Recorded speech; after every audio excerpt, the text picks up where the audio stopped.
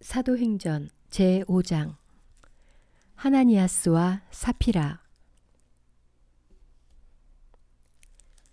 하나니아스라는 사람이 자기 아내 사피라와 함께 재산을 팔았는데 아내의 동의 아래 판값의 일부를 떼어놓고 나머지만 가져다가 사도들의 발 앞에 놓았다. 그러자 베드로가 말하였다. 하나니아스, 왜 사탄에게 마음을 빼앗겨 성령을 속이고 땅값의 일부를 떼어놓았소? 그 땅은 팔리기 전에도 그대 것이었고 또 팔린 뒤에도 그 돈은 그대 마음대로 할 수 있었던 것 아니오. 그런데 어쩌자고 이런 일을 하려는 생각을 마음속에 품었소? 그대는 사람을 속인 것이 아니라 하느님을 속인 것이오. 하나니아스는 이 말을 듣고 쓰러져 숨지고 말았다.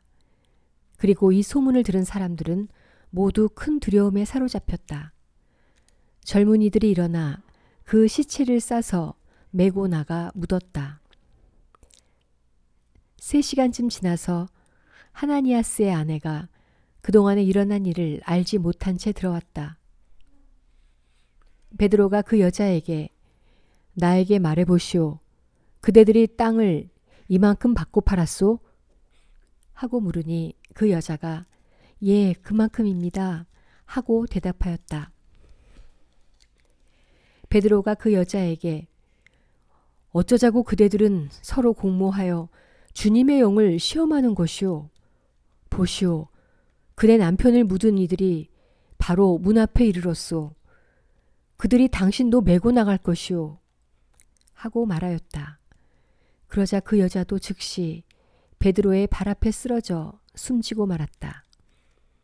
그 젊은이들이 들어와 여자가 죽은 것을 보고 메고 나가 그 남편 곁에 묻었다. 그리하여 온 교회와 그 소문을 들은 사람들은 모두 큰 두려움에 사로잡혔다. 사도들이 기적을 일으키다. 사도들의 손을 통하여 백성 가운데에서 많은 표징과 이적이 일어났다. 그들은 모두 한 마음으로 솔로몬 주랑에 모이곤 하였다. 다른 사람들은 아무도 감히 그들 가운데에 끼어들지 못하였다. 백성은 그들을 존경하여 주님을 믿는 남녀 신자들의 무리가 더욱 더 늘어났다. 그리하여 사람들은 병자들을 한 길까지 데려다가 침상이나 들것에 눕혀놓고 베드로가 지나갈 때에 그의 그림자만이라도 누구에겐가 드리워지기를 바랬다. 예루살렘 주변의 여러 고을에서도 많은 사람들이 병자들과 또 더러운 영에게 시달리는 이들을 데리고 몰려들었는데 그들도 모두 병이 나았다. 사도들이 박해를 받다. 그러자 대사제가 자기와 모든 동조자 곧 사두가이파와 함께 나섰다. 그들은 시기심에 가득 차 사도들을 붙잡아다가 공영 감독에 가두었다. 그런데 주님의 천사가 밤에 감옥문을 열고 사도들을 데리고 나와 말하였다. 가거라. 성전에 서서 이 생명의 말씀을 모두 백성에게 전하여라. 그 말을 듣고 사도들은 이른 아침에 성전으로 들어가 가르쳤다. 한편 대사제와 그의 동조자들은 모여와서 최고의회 곧 이스라엘 자손들의 모든 원로단을 소집하고 감옥으로 사람을 보내어 사도들을 데려오게 하였다. 경비병들이 감옥에 이르러 보니 사도들이 없으므로 되돌아가 보고하였다. 저희가 보니 감옥문은 굳게 잠겨 있고 문마다 간수가 서 있었습니다.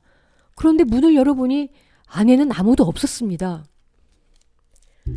성전 경비대장과 수석사제들은 이 말을 듣고 일이 앞으로 어떻게 될 것인가 하며 사도들 때문에 몹시 당황해하였다.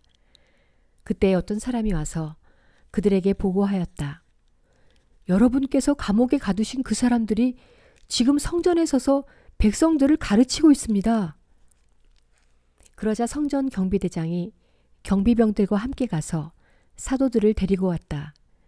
그러나 백성에게 돌을 맞을까 두려워 폭력을 쓰지는 않았다.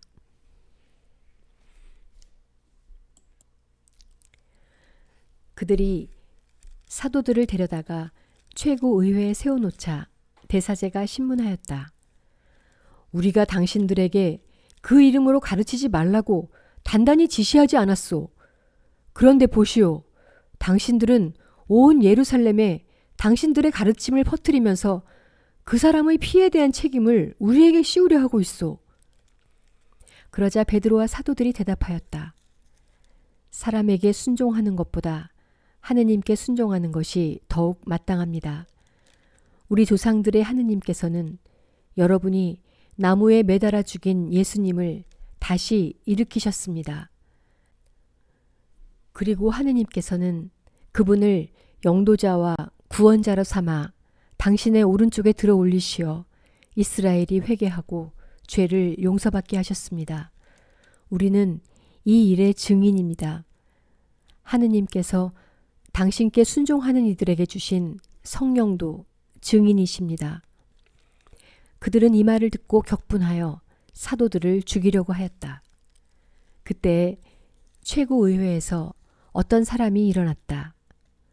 온 백성에게 존경을 받는 율법 교사로서 가말리엘이라는 바리사이였다. 그는 사도들을 잠깐 밖으로 내보내라고 명령한 뒤 그들에게 말하였다. 이스라엘인 여러분, 저 사람들을 어떻게 다룰 것인지 잘 생각하십시오. 얼마 전에 테우다스가 나서서 자기가 무엇이나 되는 것처럼 말하였을 때 400명 가량이나 되는 사람이 그를 따랐습니다. 그러나 그가 살해되자 그의 추종자들이 모두 흩어져 끝장이 났습니다. 그 뒤 호적 등록을 할 때 갈릴레아 사람 유다가 나서서 백성을 선동하여 자기를 따르게 하였습니다. 그러나 그가 죽게 되자 그의 추종자들이 모두 흩어져 버렸습니다.